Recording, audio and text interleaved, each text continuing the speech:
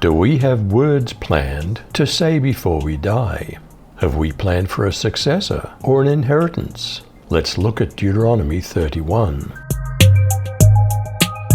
In his farewell speech before his death, what did Moses say to Israel? Moses again spoke to the whole nation of Israel. I'm 120 years old and I'm no longer able to be your leader. And besides that, the Lord your God has told me that he won't let me cross the Jordan River. But he has promised that he and Joshua will lead you across the Jordan to attack the nations that live on the other side. The Lord will destroy those nations just as he destroyed Sihon and Og, those two Amorite kings. Just remember, whenever you capture a place, kill everyone who lives there.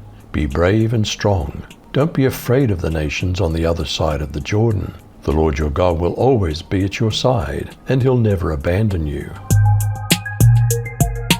What did Moses say to encourage Joshua in front of the assembly?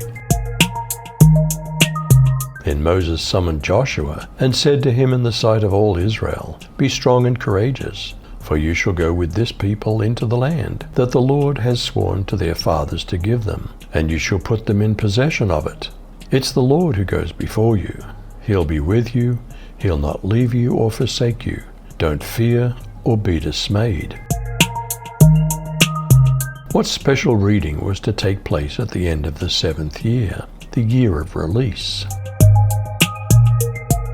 Moses wrote down this law and gave it to the priests, the sons of Levi, who carried the ark of the Lord's covenant, and to all the elders of Israel.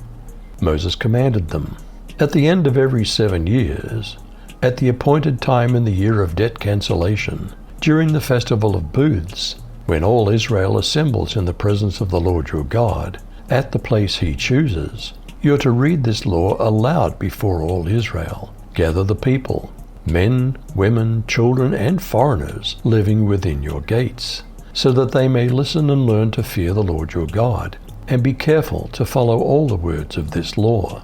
Then their children who don't know the law will listen and learn to fear the Lord your God, as long as you live in the land you're crossing the Jordan to possess. What was Moses to do with Joshua just before his death? Then the Lord told Moses, Look, because your time to die is approaching, call Joshua, present yourselves at the tent of meeting, and then I'll commission him. Moses and Joshua complied and presented themselves at the tent of meeting. So the Lord appeared at the tent in a pillar of cloud that stood above the entrance.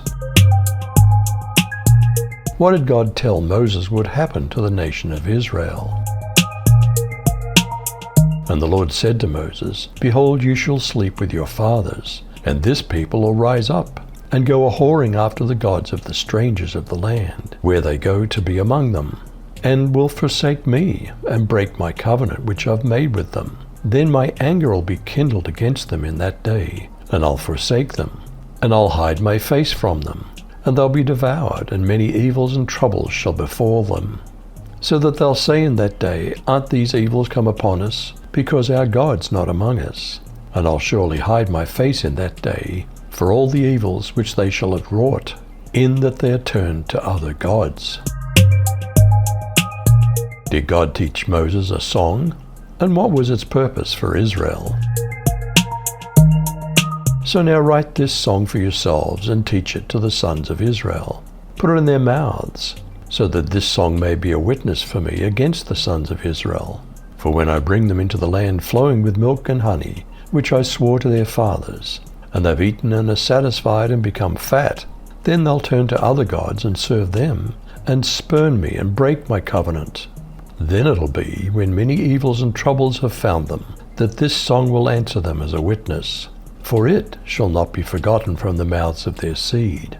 For I know their intent, which they're developing today, before I've brought them into the land which I swore. So Moses wrote this song the same day, and taught it to the sons of Israel. What did God say as he commissioned Joshua, Moses' successor? Then he commissioned Joshua the son of Nun, and said, Be strong and courageous, for you'll bring the sons of Israel into the land which I swore to them, and I'll be with you. It came about when Moses finished writing the words of this law in a book, until they were complete, that Moses commanded the Levites who carried the ark of the covenant of the Lord, saying, "Take this book of the law, and place it beside the ark of the covenant of the Lord your God, so that it may remain there as a witness against you. For I know your rebellion and your stubbornness.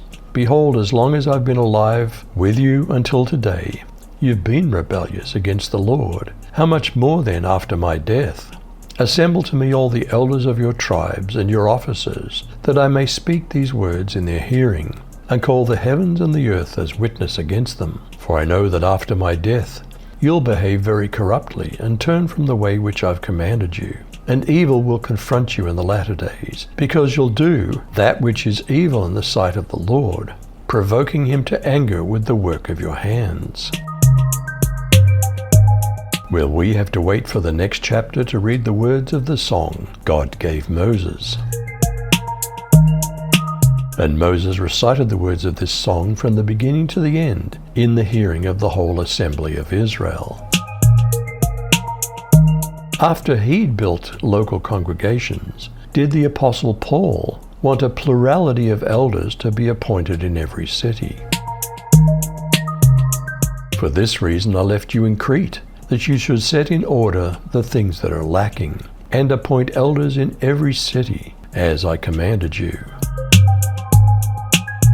Do we have words planned to say before we die? Have we planned for a successor or an inheritance? You decide.